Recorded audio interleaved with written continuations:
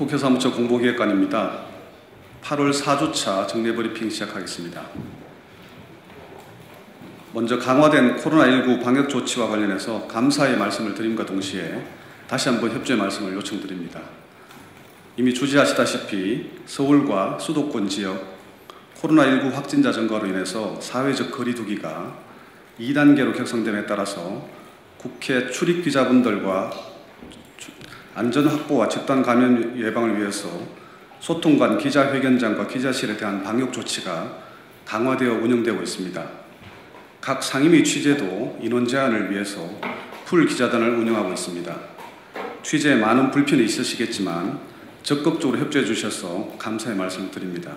앞으로도 한마음으로 방역을 위해 힘써주실 것을 다시 한 번 더 간곡하게 말씀을 드립니다. 다음은 이번 주 국회 의사일정입니다. 2019 회계년도 결산을 위한 8월 임시국회가 진행 중에 있습니다. 예산결산특별위원회는 오늘 10시 경제부처 종합정책질의를 시작으로 결산심사에 돌입하였습니다. 다음 주 월요일까지 진행되는 종합정책질의와 부별심사는 회의장 밀집도를 낮추고자 여야 간 합의하에 위원들이 절반씩만 참석하여 질의하는 방식으로 운영하기로 결정하였습니다. 그 밖에도 국회는 상임위원회 활동 과정에서 발생할 수 있는 과밀집 상태를 해소하기 위하여 상임위원회별로 엄격한 방역 대책을 준비 중에 있습니다. 가령 회의장 내 출입 인원을 50명 수준으로 관리합니다. 이를 위해서 회의장 참석 인원과 회의장 밖에서 정부가 대기 인원을 제한하고 있습니다. 더군다나 정부 측 참석자는 사전에 참석 명단을 제출하도록 하였으며 소위원회도 전체 회의장에서 개회하도록 권고하고 있습니다. 위원회 회의 일정 등은 별도 자료로 확인 가능하겠습니다만 추후에 변동되거나 추가될 수 있음을 미리 양지해 주시기 바랍니다. 다음은 지난주 접수 의안입니다. 지난주 접수된 의안은 166건의 법률안을 포함하여 총 167건입니다.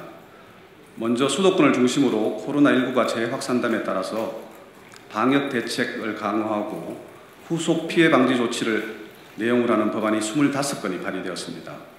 주요한 법안으로는 국회에서 원격 출석과 비대면 표결을 도입하여 감염병 사태가 확산되면 시급한 민생 법안과 예산안 등을 원격으로 처리할 수 있는 근거를 마련하는 국회법 개정안이 발의되었습니다.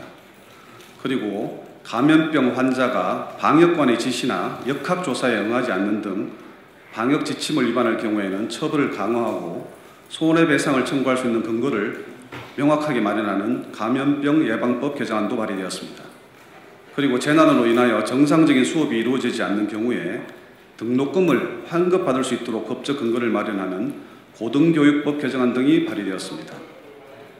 이 외에도 월세의 세공제 비율을 20%로 확대하고 주택임대차 계약 시 보증금 및 월세의 한도를 제한하는 내용의 조세특례제한법 개정안, 본인 또는 자녀 혼인이 있는 경우에 그 비용을 해당 과세기간의 종합소득금액에서 최대 500만 원까지 공제하도록 하는 예비부부와 그 부모를 지원하는 내용의 소득세법 개정안 등 민생을 지원하기 위한 법안들이 다수 발의되었습니다. 다음은 지난주 제출된 국민동의 청원 접수 현황을 말씀드리겠습니다.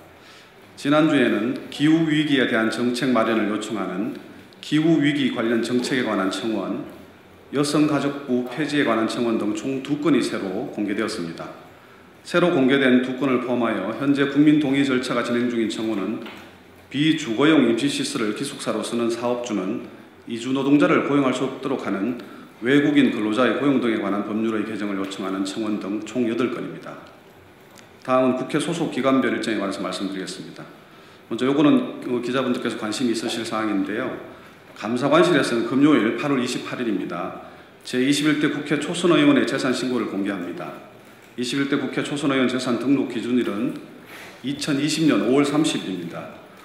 5월 30일부터 7월 31일까지 약 2개월간 본인의 신고를 접수받았고요. 제21대 국회 초선의원 재산 신고와 관련한 내용은 금요일 대한민국 국회 홈페이지 국회 공보 게시판에서 확인이 가능합니다.